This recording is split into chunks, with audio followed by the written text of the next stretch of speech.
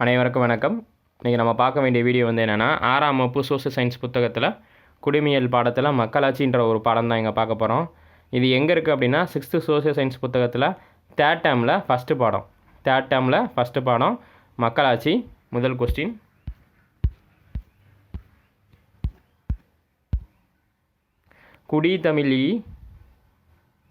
குடித்தளியி கோலொச்சும் மாநில மன்னன் அடித்தளியி நிற்கும் உலகு என்பதின் பொருள் என்ன? குடிமக்களை அரவணைத்து ஆட்சி நடத்தும் சிறந்த ஆட்சியாளரின் அடிசுவட்டை நானிலமே போற்றி நிற்கும் அப்படின்றாங்க. அடித்தளியி ஈல முடிஞ்சிருக்கு. தமிழில் இதுக்கான இலக்கண குறிப்பு என்னென்னா சொல்லிசை அளபடை. என்ன சொல்கிறாங்கன்னா, ஒரு மாநில மன்னன் மக்களை அரவணைத்து சிறந்த ஆட்சியாளராக இருந்தாங்கன்னா அதோட புகழ் 4 நிலம் தாண்டியும் நிற்கும் அப்படின்றாங்க. குடித்தளியி கோலொச்சு மாநில மன்னன் அடித்தளியி நிற்கும் உலகு என்பதின் பொருள் குடிமக்களை அரவணைத்து ஆட்சி நடத்தும் சிறந்த ஆட்சியாளரின் அடிசுவட்டை நானிலமே போற்றி நிற்கும். இதான் முதல் கொஸ்டின். அடுத்து, மக்களாட்சிக்கான ஒரு வரையறையை ஆபிரகாம் லிங்கன் கொடுத்துருக்காரு. அமெரிக்க நாட்டோட முன்னாள் அதிபர்.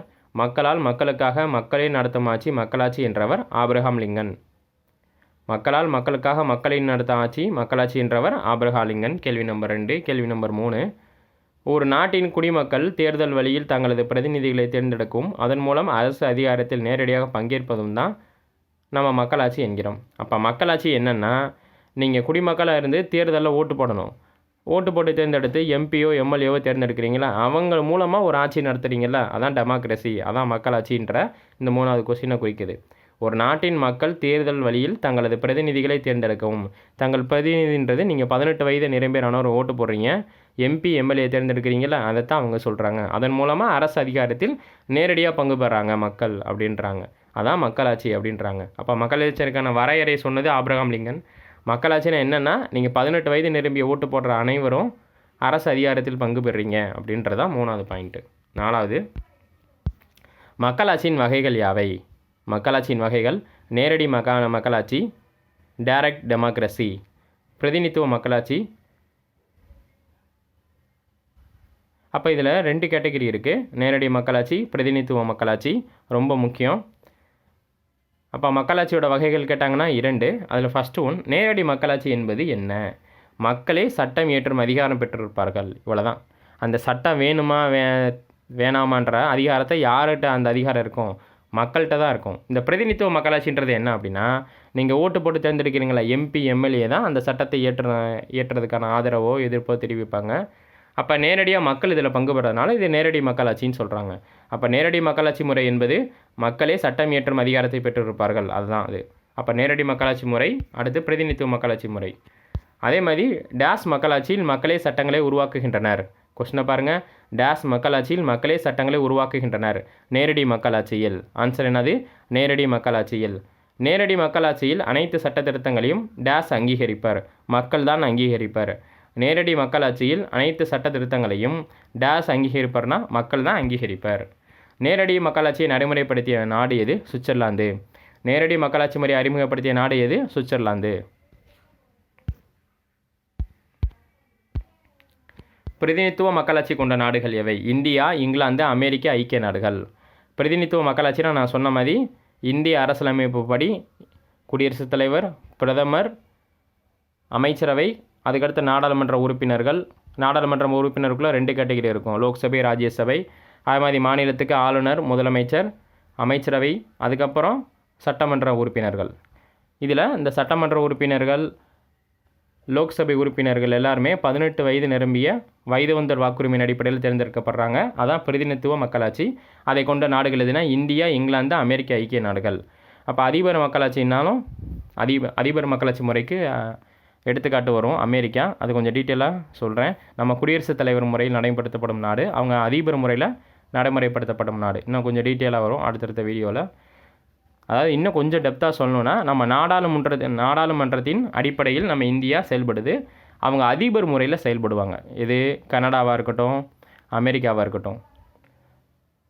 அப்போ பிரதிநிதித்துவ மக்களாட்சின்றது காமன் தான். ஏன்னா அந்த அதிபரோ இங்கே இருக்க பிரதமரோ எல்லாருமே மக்களால் தேர்ந்தெடுக்கப்படுறாங்க. அதனால தான் இது பிரதிநிதித்துவ மக்களாட்சிக்கு கீழே வருது. அப்போ பிரதிநிதித்துவ மக்களாட்சி கொண்ட நாடுகள் எதுனா இந்தியா, இங்கிலாந்து, அமெரிக்க ஐக்கிய நாடுகள். பிரதிநிதித்துவ மக்களாட்சி எத்தனை வகைப்படும்னா அதை நான் சொன்னல, நாடாளுமன்றம், அதிபர். நாடாளுமன்ற மக்களாட்சி முறை, அதிபர் மன்ற மக்களாட்சி முறை. ரொம்ப முக்கியம். அதிபர், இங்கே நாடாளுமன்றம். இந்தியாவில் நாடாளுமன்றம் 2 கேட்டகரி, லோக்சபை, ராஜ்யசபை. அதாவது மக்களவை, மாநிலங்களவை. ஓட்டு போட்டு 18 வயது நிரம்பிய அனைவருமால் ஓட்டு போட்டு தேர்ந்தெடுக்கிற எத்தனை உறுப்பினர்கள் லோக்சபைக்கு மக்களவைக்கு போகிறாங்க அப்படின்னா 543 பேர். 543 பேர். தமிழ்நாட்டிலேருந்து 39 பேர் போகிறாங்க, ஞாபகம் வச்சுக்கணும்.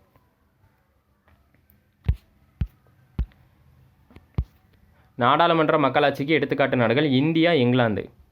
நாடாளுமன்ற ஆட்சி முறைக்கு மக்களாட்சிக்கு எடுத்துக்காட்டி இந்தியா, இங்கிலாந்து. அதிபர் மக்களாட்சி கொண்ட நாடுகளுக்கு எடுத்துக்காட்டி இந்தியா, அமெரிக்க ஐக்கிய நாடுகள். அதாவது ரொம்ப சிம்பிள் தான். அங்கே குடியரசுத் தலைவர், இங்கே அதுக்கு பதிலாக அதிபர், அவ்வளோதான்.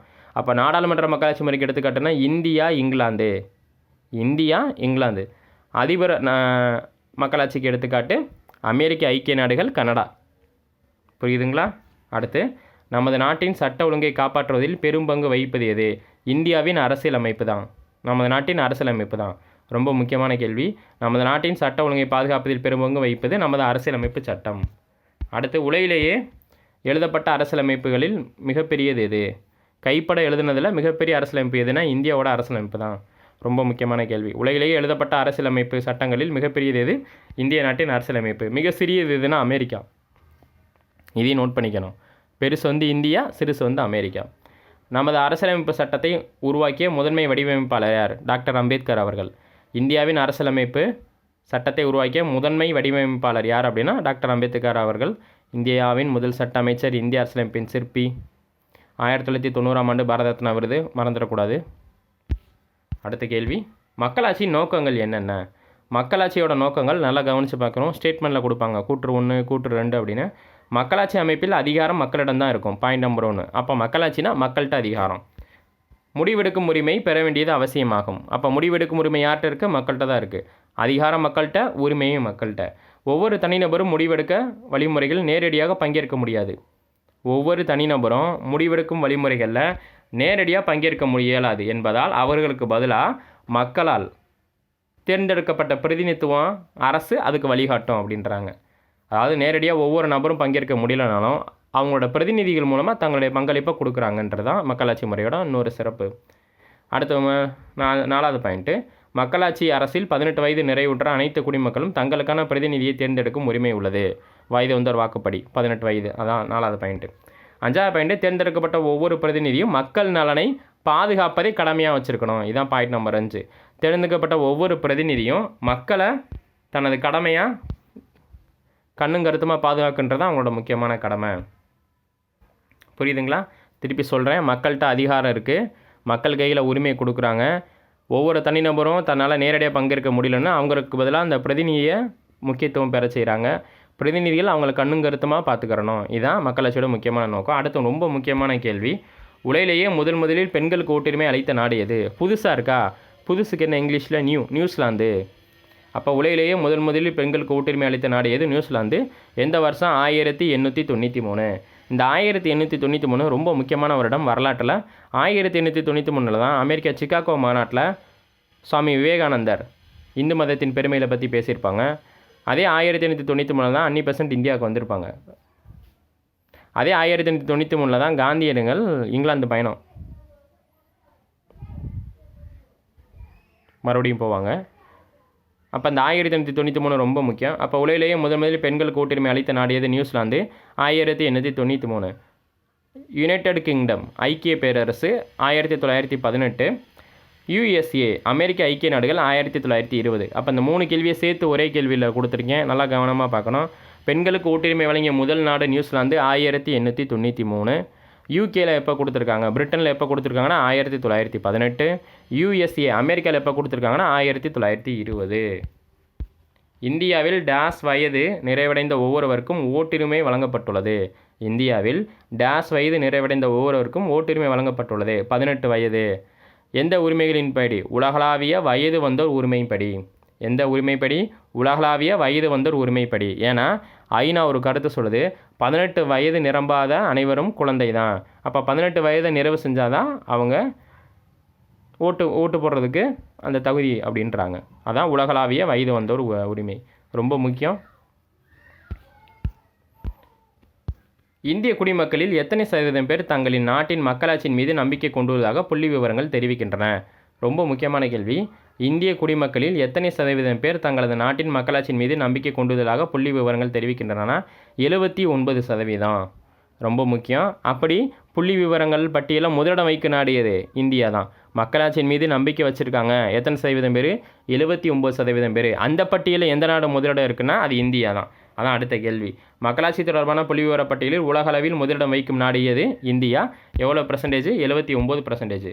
அடுத்த book back question page number 122 இருக்குது. சரியான விடையை தேர்ந்தெடுக்கவும். ஆதி மனிதன் டேஸ் பகுதியில் குடியேறி விவசாயம் செய்ய தொடங்கினான். ஆதி மனிதன் ஆற்றோரம் அல்லது ஆற்று கரையோர பகுதிகளில் குடியேறி விவசாயம் செய்ய தொடங்கினான். மக்களாட்சியின் பிறப்பிடம் கிரேக்கம். உலக மக்களாட்சி தினம் செப்டம்பர் 15. இது ஐநா 2007 கடைபிடிக்குது. உலக மக்களாட்சி தினத்தை செப்டம்பர் 15 ஐநா அறிவிச்சது 2007. அடுத்து, நேரடி மக்களாட்சி முறையில் பங்கேற்பவர்கள் வாக்காளர்கள் தான். எடுத்துக்காட்டு நாடு சுவிட்சர்லாந்து.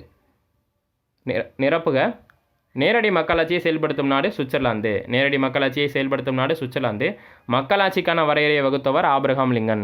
மக்களுக்கான வரையறையை கொடுத்தது யாருன்னா ஆபிரகாம் லிங்கன்.